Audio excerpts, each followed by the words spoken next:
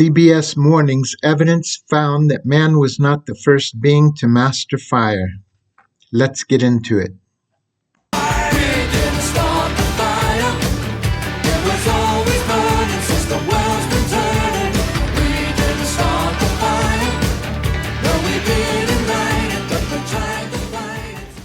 Because as an archaeologist, you have to follow the evidence. Burnt bones.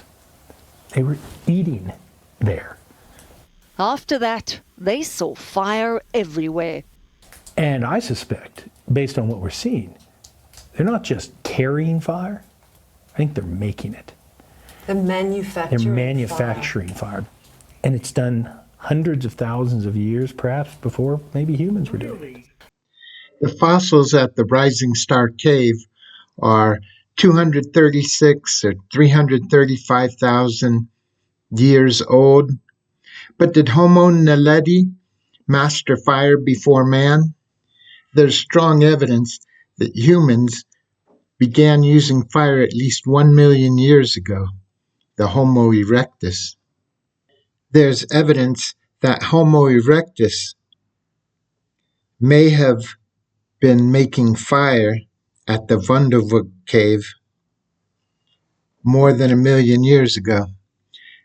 However, they didn't find any hearths or solid evidence of any cooking.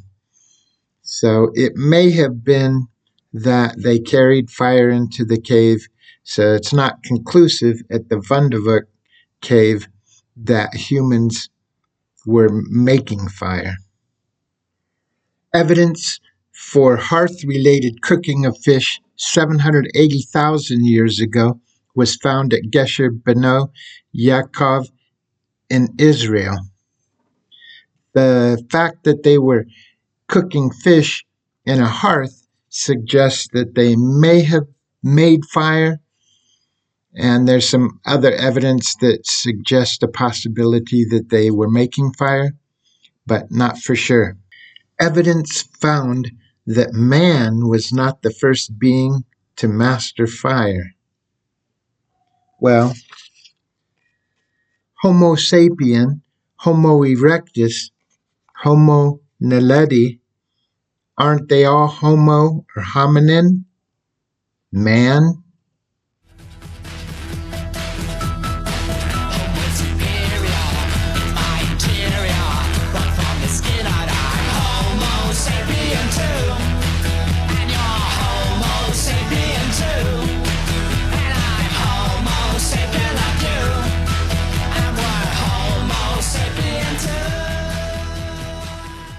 What I find more interesting is intentional burial at the Rising Star Cave.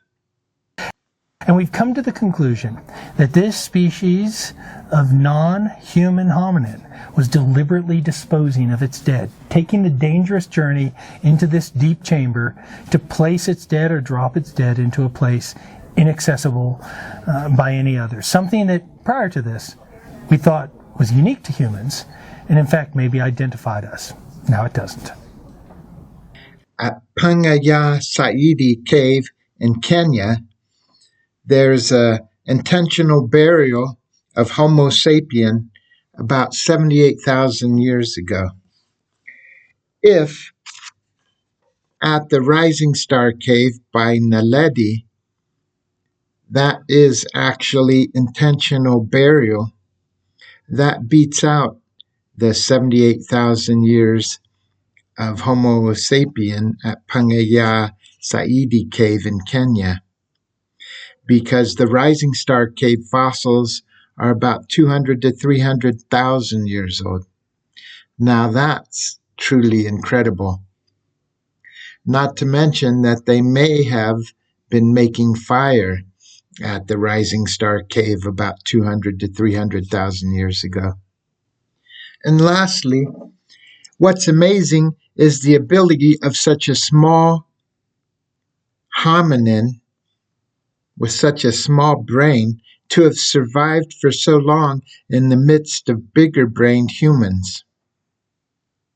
Let's take a look at and compare the Homo Naledi with some other homos.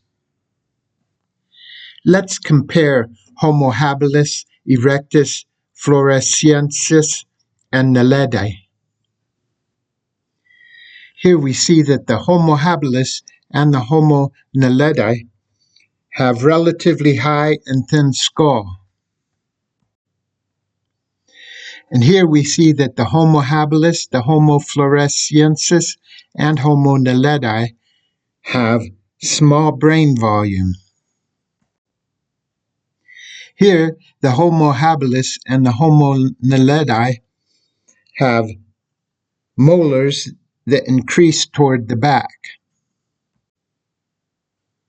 Here we see Homo floresiensis and Homo naledi have small teeth.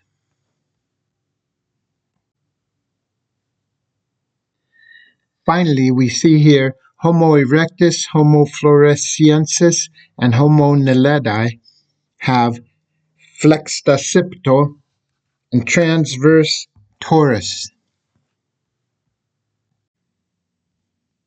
From this, we see that Homo habilis and Homo naledi have a lot in common, except Homo naledi has a smaller brain.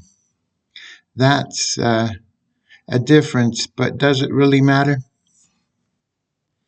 Perhaps it's not so much the size of the brain as what you do with it. And since we started with fire, we can end with fire.